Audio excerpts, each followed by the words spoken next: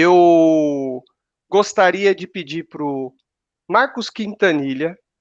Você tem 2 minutos para você fazer as suas apresentações e nesses 2 minutos você já apresenta o que o senhor vai defender. Por gentileza, fica à vontade, pode começar.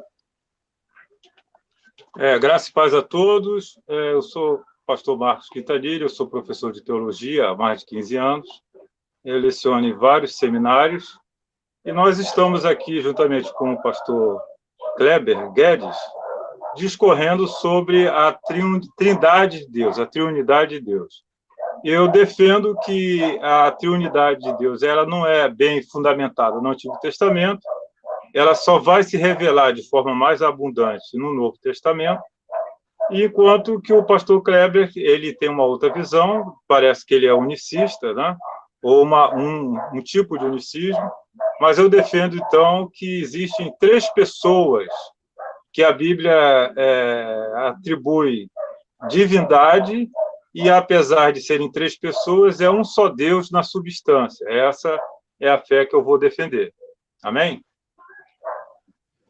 Ok, então agora nesse momento, Kleber Guedes, sem perca de tempo, você tem 2 minutos para você dizer o que você vai defender e se apresentar para a galera. Fique à vontade, pode começar. Kleber, eu acho que seu áudio está fechado. Você poderia abrir o seu áudio? Boa noite a todos, Shalom. Eu sou o Kleber Guedes. Dia 10 do mês passado, tive um debate com o pastor Marcos Quintanilha sobre o seguinte tema: Jeová é uma trindade? Nesse debate, fiz 3 perguntas. Primeira, onde na Torá Moisés ensinou que Jeová é um ser distinto de 3 pessoas iguais, atributo, majestade e glória? A mesma pergunta, referindo-se no livro dos profetas. E a terceira foi onde Yeshua, ou os apóstolos, ensinam que Jeová é um ser distinto de 3 pessoas iguais, atributo, poder, majestade e glória. Pastor Marcos Quintanilha não respondeu nenhuma das 3, né? Ele disse que meus argumentos estavam respaldados apenas nos textos do Antigo Testamento, sendo que eu utilizei mais textos do Novo Testamento do que ele utilizou. Ele utilizou 5 textos do Novo Testamento, 2 de João, 1 de Atos e outro texto de Filipenses. Eu citei mais de 20 textos do Novo Testamento, mostrando que Jeová é um e não uma trindade. Quando usei os textos do Novo Testamento, ele disse que eu estava fazendo coxa de retalho. Eu desafiei ele para escolher um texto do Novo Testamento e provar que Jeová seja uma trindade. Após, eu fui comunicado que ele aceitou o desafio do debate. Então, hoje nós estamos aqui para debater esse texto de João 1, do versículo 1 a 3, para ver se esse texto mostra que Deus é uma trindade, se Jesus é Jeová, ou que ele seja o Criador. Os irmãos já sabem que eu estou aqui novamente nesse debate, vou mostrar que Deus não é trino, que Jesus não é Jeová e Jesus não é o Criador. O pastor Marcos, ele já disse o que ele vai defender. Pastor Marcos Quintanilha, você tem 3 minutos para fazer sua primeira pergunta, pode começar. Bom, pastor Guedes, primeiro que eu respondi as suas perguntas, só que o senhor não achou suficiente, porque o senhor só se baseou no Antigo Testamento. E conforme eu te disse, no Antigo Testamento ainda não tinha uma revelação mais robusta da triunidade de Deus. Isso só vai acontecer justamente no Novo Testamento. Então, a minha primeira pergunta é uma pergunta simples.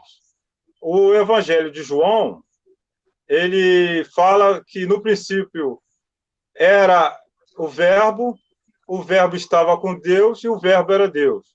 Todas as coisas foram feitas por ele e sem ele nada do que se fez foi feito. A minha primeira pergunta que eu queria fazer ao pastor Paulo Guedes quem era Jesus antes dele vir ao mundo? Qual era a natureza dele? Ele era o quê? Jesus de Nazaré, antes de vir ao mundo, antes de vir na forma humana, qual era a natureza dele? Ele era um anjo? Ele era um arcanjo? Quem era Jesus antes da encarnação dele? Essa é a minha primeira pergunta. Então, Kleber, você tem agora 5 minutos, tá? Pode começar. Bem, o pastor Marcos me pergunta quem era Jesus antes dele se formar homem. O próprio texto de João, aí no capítulo 1, se os irmãos for para o versículo de número 18, vai dizer quem era ele, né? Olha só, Deus nunca foi visto por alguém. O Filho unigênito que está no seio do Pai, este o fez o conhecer. Então, o texto de João ensina que ele era o Filho unigênito de Deus. Se os irmãos vão para João, capítulo 3, versículo 16, no mesmo livro de João, está escrito assim, ó, João 3,16. Deus amou o mundo de tal maneira que deu seu Filho unigênito, para que todo aquele que nele crê não pereça, mas tenha vida eterna, né?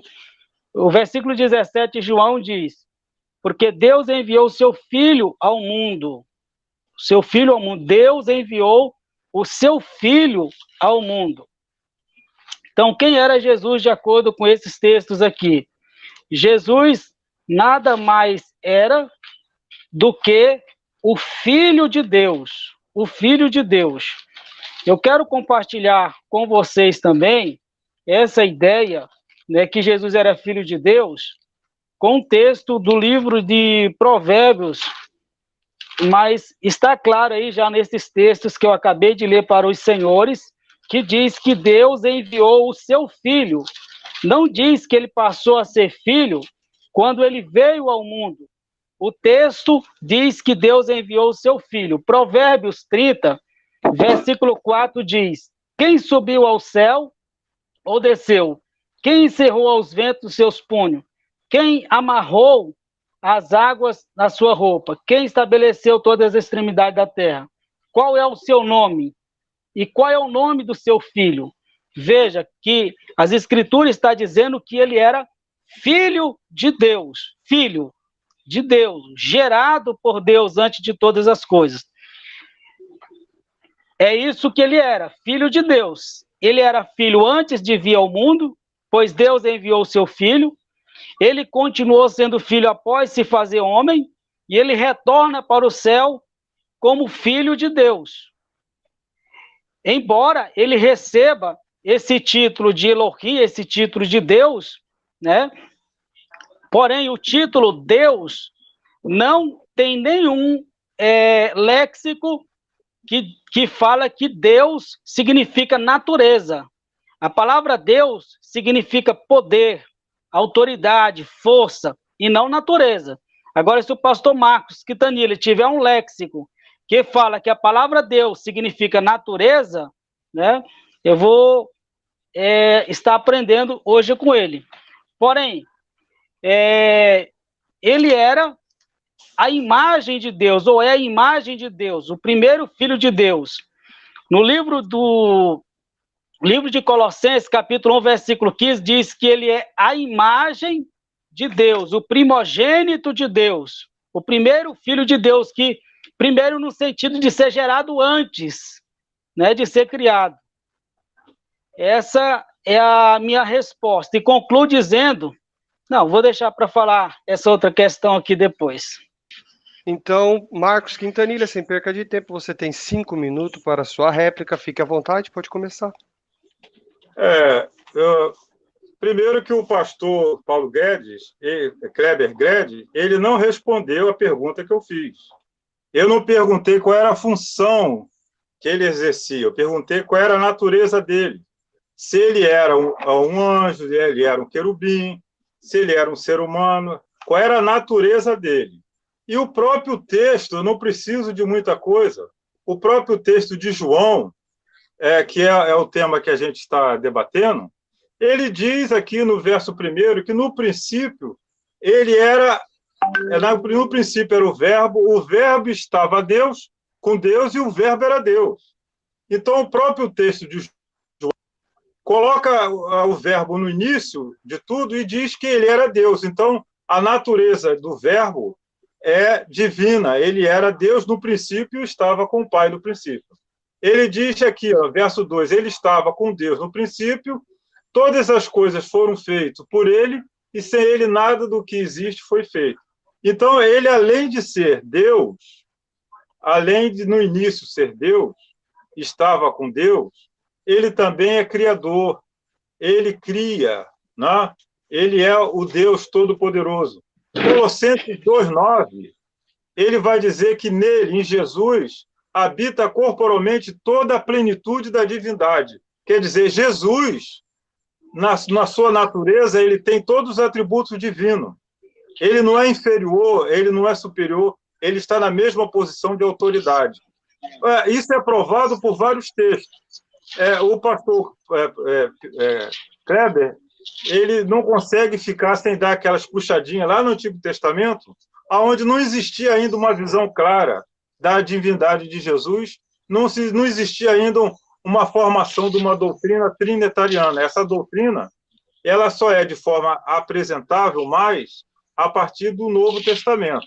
Então, os textos que mostram a divindade de Jesus são muito mais robustos e são encontrados no Novo Testamento. O próprio texto de Mateus 28:19 é um texto que apresenta uma forma trinitariana, aonde coloca as três pessoas em posição de igualdade. Ele diz assim, Mateus 28:19, ide, portanto, fazer discípulo em todas as nações, batizando-os em nome, olha só, ele não está falando de coisas, está falando de pessoas, em nome do Pai, em nome do Filho, em nome do Espírito Santo, ensinando-os a guardar todas as coisas que vos tenho mandado.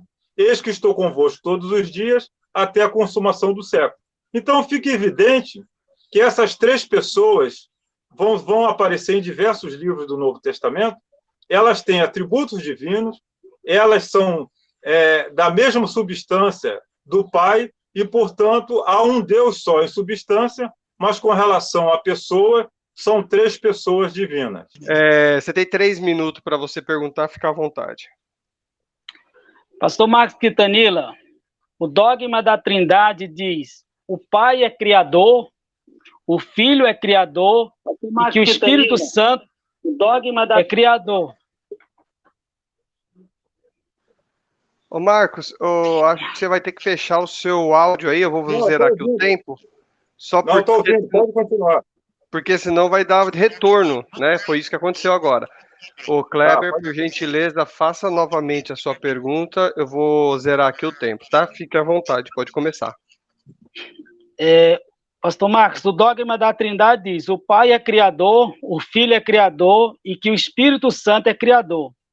O Senhor, no debate passado e agora também, afirmou que Jesus é criador. Aí eu lhe pergunto, quais as evidências em João capítulo 1, do versículo 1 a 3, que comprova que Jesus seja criador? E também onde nesse texto é apresentado o Espírito Santo como criador? Finalizou? Sim. Ok. Marcos Quintanilla, você tem 5 minutos para fazer a sua resposta, pode começar. Obrigado, Ronaldo. Olha só, antes da gente pegar qualquer livro da Bíblia, a gente tem que estudar quem escreveu, qual era o propósito, qual era o objetivo do autor em escrever o livro. O Evangelho de João, ele foi exclusivamente escrito para provar a divindade de Jesus. Na igreja primitiva já começava um movimento de gnósticos querendo dizer que Jesus não era divino. Então, os líderes da igreja de Éfeso, a cidade que pertencia a João, solicitaram ao apóstolo João que fizesse uma defesa apologética sobre a divindade de Jesus. Então, João escreve o seu evangelho para defender a divindade de Jesus. Ele não fala do Espírito Santo, ele fala de Jesus. Por isso que ele é considerado o evangelho vertical. O objetivo dele é mostrar que Jesus, diferentemente de todos os seres humanos, ele veio de cima, ele é o verbo que se fez carne. E o texto que nós estamos dizendo aqui, o texto de João, ele é conclusivo. Ele diz que no princípio era Deus, o verbo estava com Deus e o verbo era Deus. Ele estava no princípio com Deus. Todas as coisas foram feitas por ele. E sem ele, nada do que foi feito foi feito. Então, não há dúvida. Ele ainda diz assim, nele estava a vida e a vida é a luz dos homens. Então, não há dúvida nenhuma que Jesus é o Criador. O próprio texto de João, ele apresenta essa ideia, mas ele veja, não é preocupação de João falar sobre o Espírito Santo.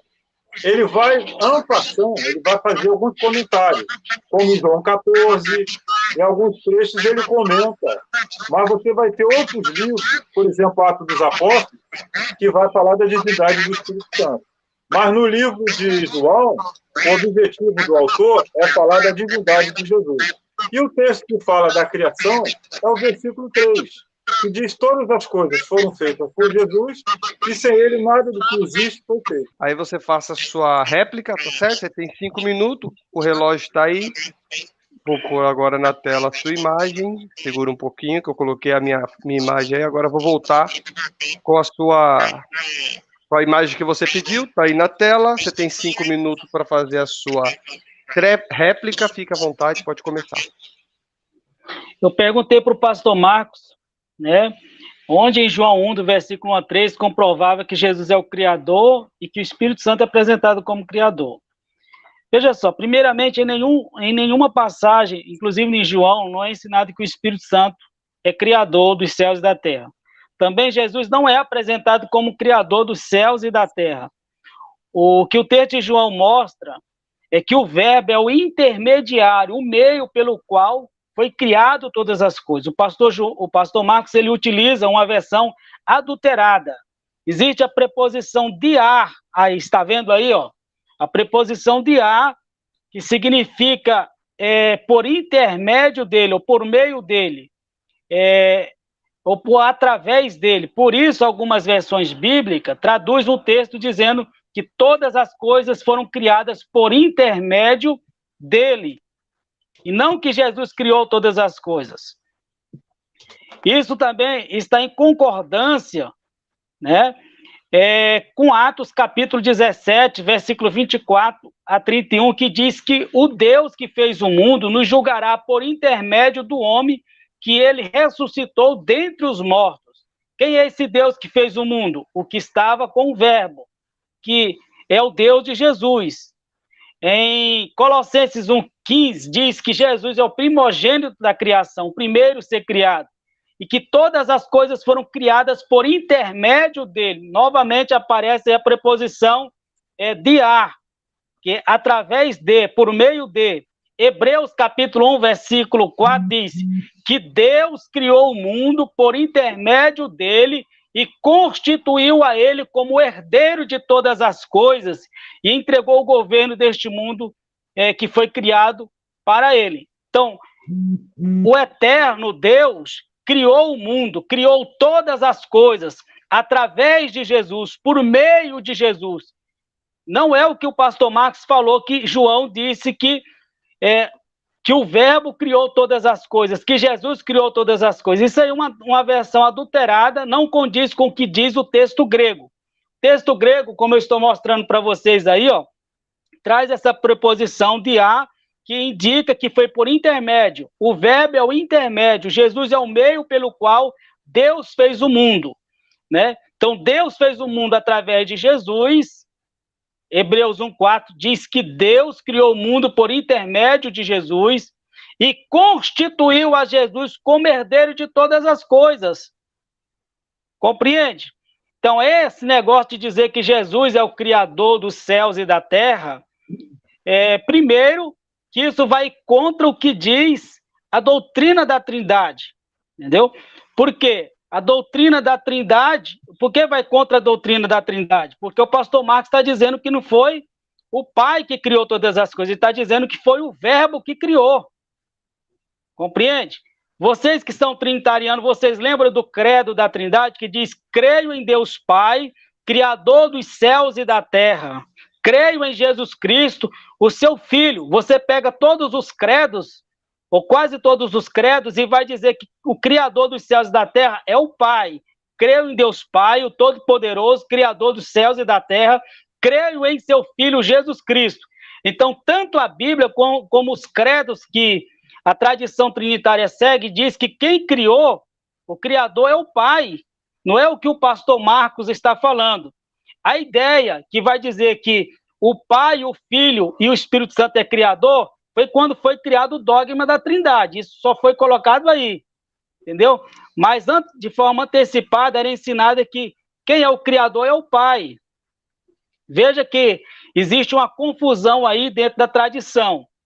E a ideia que diz que João aí, que está falando que Jesus criou, que o Verbo criou, não é verdade. Olha só, no princípio era o Verbo estava com Deus. Se o Verbo estava com Deus, ele não era o Deus com quem ele estava, né? E o Verbo era Deus, e todas as coisas foram feitas por intermédio dele. Por intermédio dele. Não está dizendo que ele é o Criador, pastor Marcos. Então, se o senhor fazer uma análise exegética no texto grego, você vai entender isso. Como eu coloquei aí, os senhores podem pegar outras Bíblias, como a Bíblia do Peregrino, né? A Bíblia edição SEB. Amém. Ok. Marcos Quintanilha, você tem 3 minutos para fazer a sua próxima pergunta. Fica à vontade. Bom, eu queria agradecer ao pastor Kleber, porque ele contribui para a defesa da minha tese. Porque ele acaba de dizer que Deus, o Pai, precisa do Verbo para criar o mundo. Então, nas palavras do pastor Kleber, Deus ele não é todo poderoso, porque ele depende do Filho para criar as coisas. Embora o texto diga que todas as coisas foram criadas por Jesus, o Kleber ele coloca o Filho numa posição superior ao Pai. Porque, veja, ele faz as indagações dele e diz, então, que o Pai precisa do Filho para criar o mundo. Deus não é autossuficiente, não é todo-poderoso o suficiente para criar o mundo sozinho. Ele precisa da intermediação do Filho, mostrando que o Filho é importante para o Pai. E aí deixa uma lacuna para o pastor Kleber, porque ele fala que o Verbo era Deus. O Verbo a natureza do Verbo é divina. Isso é comprovado pelas próprias palavras do pastor Kleber, que mostra que o Pai precisa do Filho para criar todas as coisas. Mas a pergunta que eu queria fazer está lá no texto de... A pergunta que eu queria fazer ao pastor Kleber está lá no livro de 1 Coríntios, capítulo 28. Eu queria perguntar a ele o seguinte... Quando é que o Filho estará sujeito ao Pai? Quando que isso vai acontecer?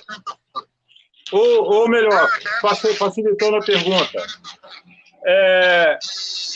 o Filho sempre foi sujeito ao Pai? Essa que é a pergunta que eu queria fazer ao pastor Pedro. Você tem 5 minutos, só para eu zerar aqui o tempo, né? Para a gente fazer certinho, tá bom? Você tem 5 minutos, pode começar. Amém.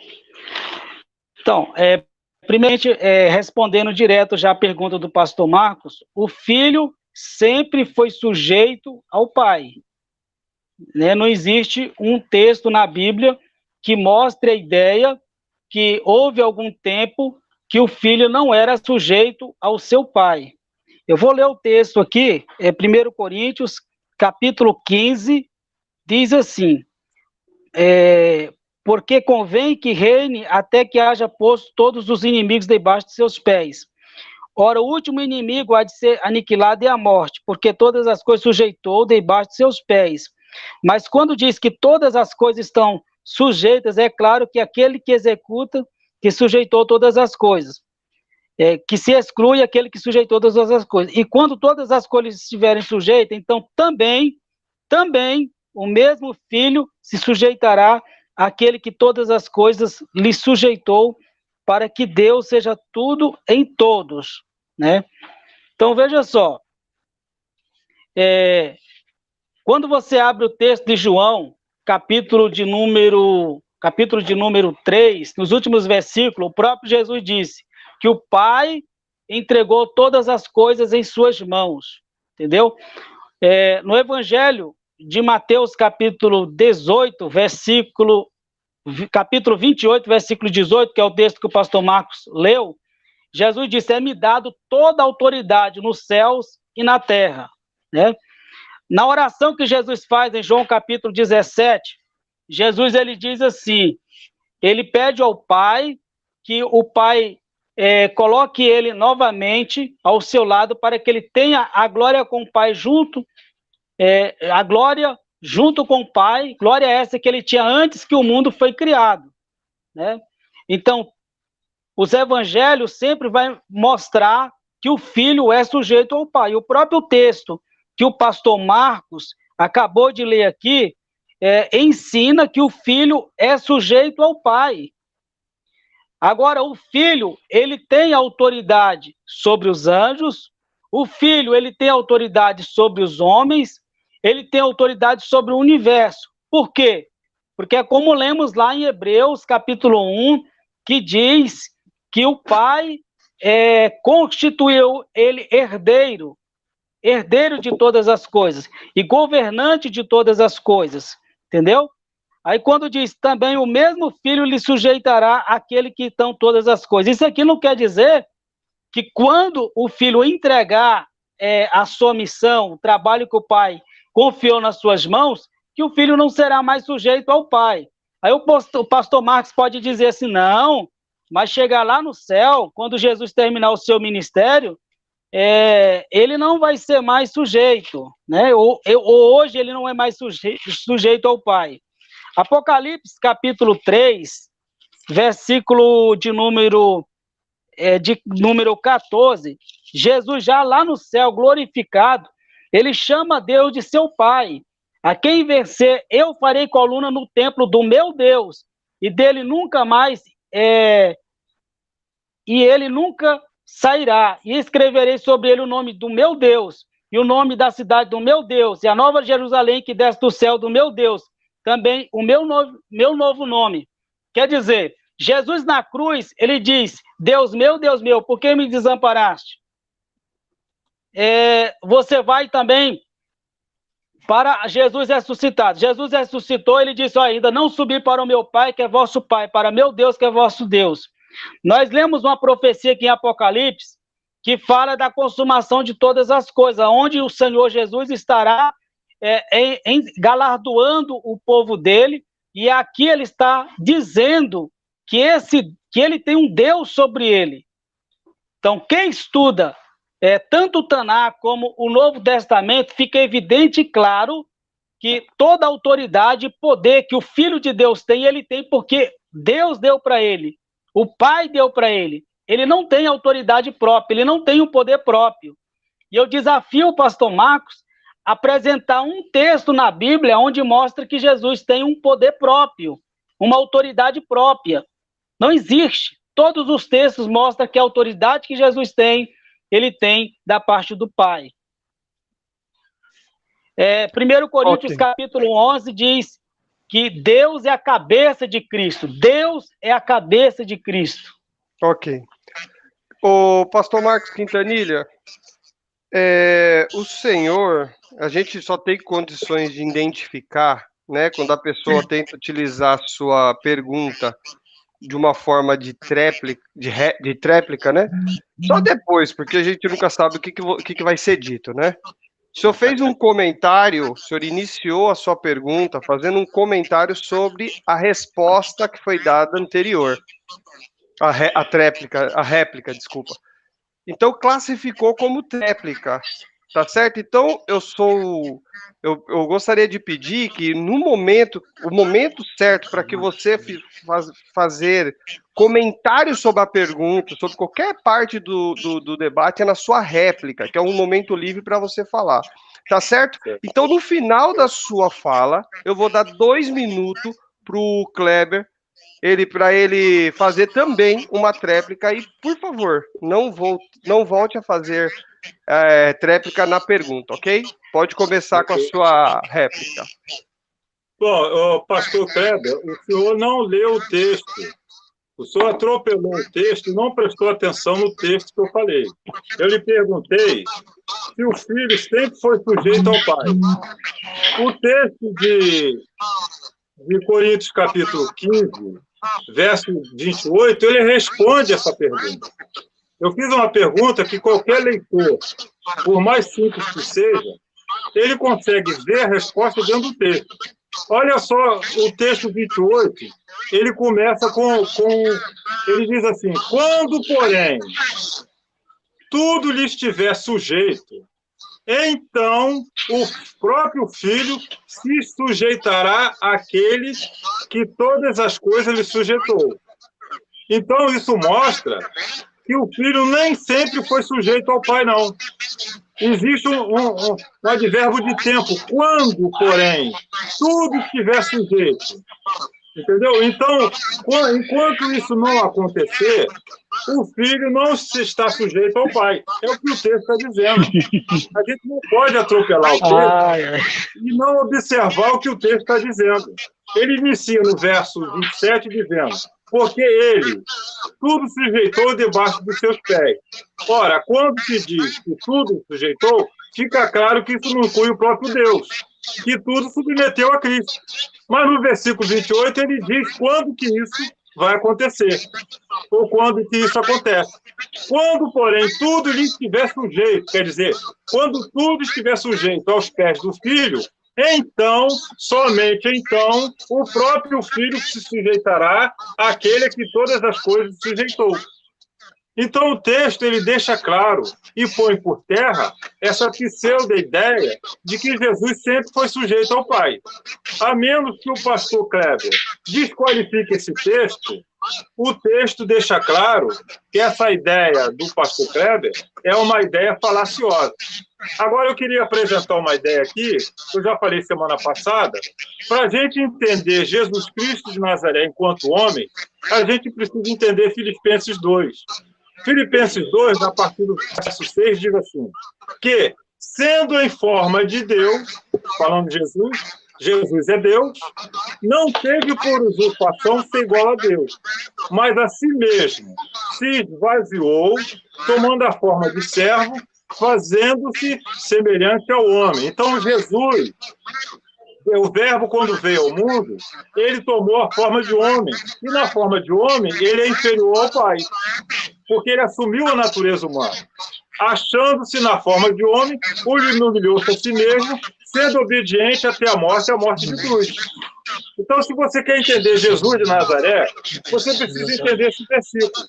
Jesus, enquanto ser humano, ele estava numa condição inferior ao Pai. Por isso que na oração sacerdotal em João 17, ele faz uma oração, ele estava prestes a morrer, seria levado para o Calvário, e ele diz, Pai, torna-me dar-me a glória que eu tinha contigo antes da fundação do mundo. E depois, quando ele morre, e ele ressuscita, ele vai dizer justamente isso, é-me dado todo o poder no céu e na terra. Então ele, naqueles 33 anos que aqui ele viveu como ser humano, ele se esvaziou dos seus atributos divinos, assumiu a humanidade. Jesus, é por isso que ele chama o Pai de meu Deus. Porque enquanto homem, e Jesus ele tem essas duas naturezas, ele é homem, 100% homem, porque ele ressuscitou, mas ele tem o corpo humano, e ao mesmo tempo ele é divino. Porque antes dele vir ao mundo, ele estava com Deus e ele era Deus, conforme diz João. O Evangelho de João diz isso.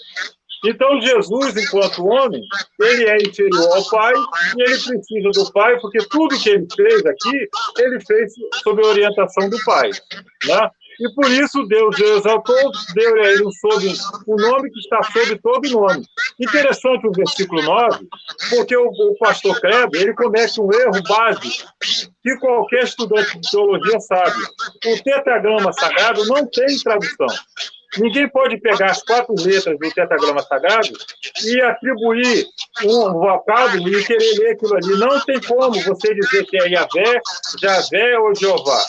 O tetragrama não pode ser vocalizado. Qualquer estudante de hebraico sabe disso. Você não pode dizer que Deus é Yahu, é Jeová. O nome que é sobre todo nome é o nome de Jesus, conforme diz o verso 10. Porque o nome de Jesus que dobre todo o joelho, no céu, na terra e debaixo da terra. Amém? Okay. Kleber, eu vou te dar 2 minutos por causa da... A não ser que você não queira. Por causa da utilização do Marcos Quintanilha, de uma réplica, uma tréplica que ele fez na pergunta dele. Você vai querer fazer uso desse tempo? Sim, depois disso eu tenho um direito à minha pergunta também, né? O que eu estou falando sim. aqui é sobre uma punição ao Quintanilha. Você vai querer utilizar? Sim, então eu vou utilizar. Então pode ficar à vontade, você tem 2 minutos. Eu quero, nesses 2 minutos, falar o seguinte: o pastor Marcos Quintanilha, ele continuou dizendo que Jesus é o Criador, mesmo a gente mostrando, né, as evidências aí do texto grego, mostrando que a versão bíblica que ele utilizou aí, dizendo que Jesus é o Criador de todas as coisas, é uma tradução errada, equivocada. Você pega o texto grego, como eu mostrei para vocês, e mostra Jesus como o mediador da criação, o meio pelo qual Deus criou todas as coisas. É isso que diz o texto. Agora, o pastor Marcos, ele colocou Jesus, né, em uma posição superior ao Pai também, superior a Deus também. Ele disse que Jesus agora é maior do que o Pai, porque Jesus não está sujeito ao Pai, sujeito a Deus. Ele disse também que Jesus falou meu Deus e meu Pai porque ele estava em forma humana. Só que ele esqueceu o texto de Apocalipse, né? Apocalipse, capítulo de número 3, versículo 14, onde eu li que Jesus já está no céu, glorificado. E por 4 vezes ele chama o Criador de meu Deus, de meu Pai. E outra coisa, eu não estou aqui debatendo acerca do nome da tradução do tetagrama, desde o debate passado que ele fica falando do nome do tetagrama. E nem sobre essa questão não abordei. Eu estou mostrando para você que a Trindade ela não é bíblica. É isso que nós estamos debatendo, e que Jesus não é o Criador. E mostrei para você aí. Mostrei que Jesus é o mediador, o meio pelo qual Deus criou todas as coisas. É isso que o texto de João diz, é isso que o texto de Colossenses diz, é isso que o texto de Hebreus diz.